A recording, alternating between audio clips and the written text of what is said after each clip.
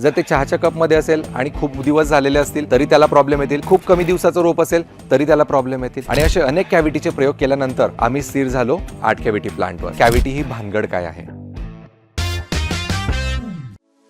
मित्रांनो, पुन्हा एकदा स्वागत आहे आमच्या चॅनलवर. तर आज आपण बघणार आहे तुम्हाला सगळ्यांना पडलेला फार मोठा प्रश्न की मी नेमकं मला रोप कोणत्या कॅव्हिटीमध्ये आलं पाहिजे, रोप कसं असावं आणि नक्की कॅव्हिटी ही भानगड काय आहे.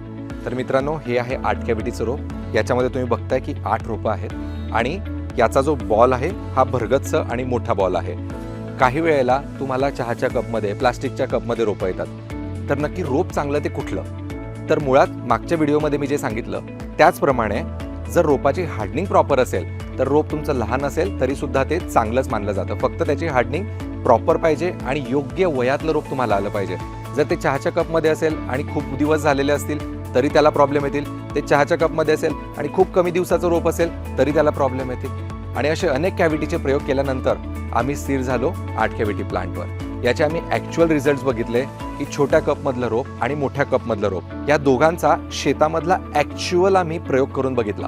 एका बाजूला छोट्या कपमधली रोपं लावली ज्याच्यामध्ये मीडिया कमी असतो आणि एका बाजूला आमची 8 कॅव्हिटीची मोठ्या मीडियामधली रोपं लावली. तर अगदी पहिल्या एका महिन्यामध्ये तुम्हाला जाणवतं की मोठ्या कपचा फायदा काय आहे. तर मित्रांनो, साहजिक आहे, मोठा कप म्हणजे खर्च जास्त, कोकोपीट जास्त, तुमच्या रोपाला ठेवण्याची जागा जास्त लागते. इथं बघू शकतात, हा जो बेड दिसतोय ह्या बेडमध्ये साधारण 10,000 रोपं असतील. तर याच्यामध्ये जर मी छोट्या कपमध्ये रोपं ठेवली तर माझी 15,000 रोपं असतील.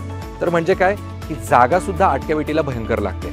आता जागा जास्त लागते म्हणजे काय की तुमचा खर्च वाढला. दुसरी गोष्ट, जेव्हा छोट्या कपमध्ये रोप तयार होतं ना त्यावेळेला ते अगदी 15-20 दिवसामध्ये त्याला रूट्स येतात आणि पटकन ते तयार होऊन जातं. 8 कॅव्हिटीमध्ये हा जो बॉल आहे हा पूर्ण बॉल फॉर्म व्हायला, हा पूर्ण बॉल तयार व्हायला बऱ्यापैकी वेळ लागतो. म्हणजेच काय की रोप इथं जास्त दिवस थांबणार आहे त्या छोट्या कपपेक्षा. म्हणजेच काय, जास्त दिवस थांबलं म्हणजे साहजिक आहे त्याचा बनवण्याचा खर्च वाढला. परंतु जेवढा मोठा मीडिया तेवढं त्याचं शेतामधलं सेटिंग सुंदर. हा प्रयोग तुम्ही स्वतःही करून बघा. बरं, मग तुम्ही म्हणाल की झाड तर झाड असतं, त्याच्यात मीडियाचा काय संबंध? तर मित्रांनो, बॉल जेवढा मोठा असेल, जेवढा मीडिया तुम्ही जास्त वापरणार आहे तेवढ्या झाडाला जागा मिळते त्याचे रूट्स वाढवण्यासाठी. आणि आपल्याला माहिती आहे झाड कुठून अन्न खातं, झाड रूट्स मार्गेच अन्न त्याचं घेत असतं.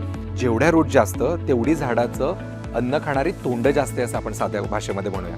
म्हणजेच काय की रूट्स जर जास्त असतील तर तुमची सेटिंग अफलातून होईल, प्लॉट एकसारखा सेट होईल.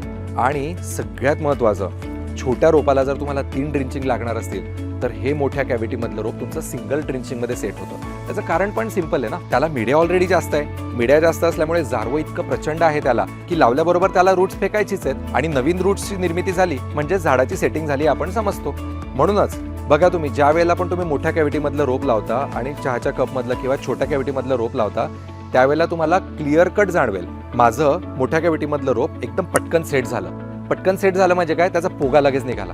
बऱ्याचदा मी बघितलं मित्रांनो की उन्हाळ्याच्या लागवडी ज्या असतात, मार्च एप्रिलच्या लागवडी, त्या लागवडींना काय होतं की रोप लावल्यानंतर ही जी पानं आहे ही पानं अशी खाली निघून जातात आणि फक्त पोगा शिल्लक राहतो. त्याचं मुळातच कारण हे आहे की खाली त्याला खायला अन्नद्रव्य जास्त नसतं, बॉल छोटा असतो. झाड शेतात गेल्यानंतर त्याला ताण येतो आणि ताण आल्यानंतर काय करतो, त्याची ती बाजूची पानं सोडून देतो आणि फक्त पोगा फक्त स्वतःचं अस्तित्व टिकवण्यासाठी झाड झगडत राहतं. ज्यावेळेला मोठ्या मीडियामध्ये तुम्हाला रोप येतं त्यावेळेला पहिल्या दिवसापासून झाडाला माहीत असतं की माझ्यासाठी अगदी फेवरेबल कंडिशन ह्या जमिनीमध्ये आहे आणि या शेतकऱ्याला माझी काळजी आहे. आणि मग आपसुकच झाडाची पटकन सेटिंग होते. सेटिंग पटकन झाली म्हणजे प्लॉट एकसारखा चालतो. एकसारखा प्लॉट चालला की त्याची फ्लॉवरिंग एकसारखी होते. फ्लॉवरिंग एकसारखी झाली की त्याची कटिंग एकसारखी होते. जसं मागच्या व्हिडिओमध्ये मी म्हणलो की कटिंग जर एकसारखी होणार असेल तर आपल्याला व्यापारामागे पडायची गरज नाही. व्यापारी आपल्यापर्यंत आला पाहिजे की यांच्या शेतामध्ये एकदा ट्रॉलाचा ट्रॉला आमचा भरला जातोय म्हणून. म्हणूनच कुठल्या कॅव्हिटीचं रोप निवडणार आहात हा व्यवस्थित विचार करूनच तुम्ही पुढचा निर्णय घ्या आणि स्वतःचं भविष्यातलं नुकसान टाळा. Thank you so much.